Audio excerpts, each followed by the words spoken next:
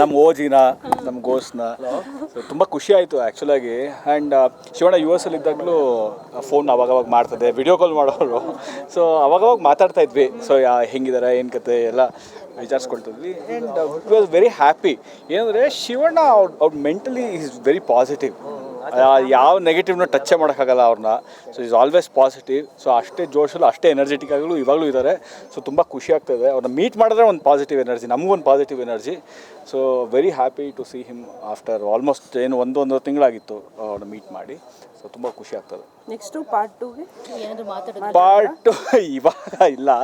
Basically ಅದಕ್ಕೆ ಮುಂಚೆನೇ ನಾವು A4 ಆನಂದ್ ಅನೌನ್ಸ್ ಮಾಡಿದ್ವಿ, ಗೀತಾ ಪ್ರೊಡಕ್ಷನ್ಸ್ ಅವರ 3ನೇ ಚಿತ್ರ.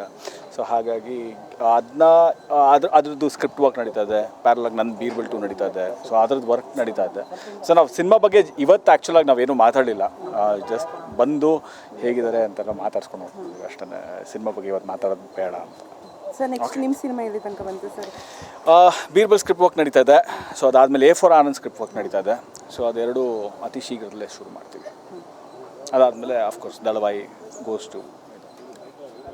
Thank you so much.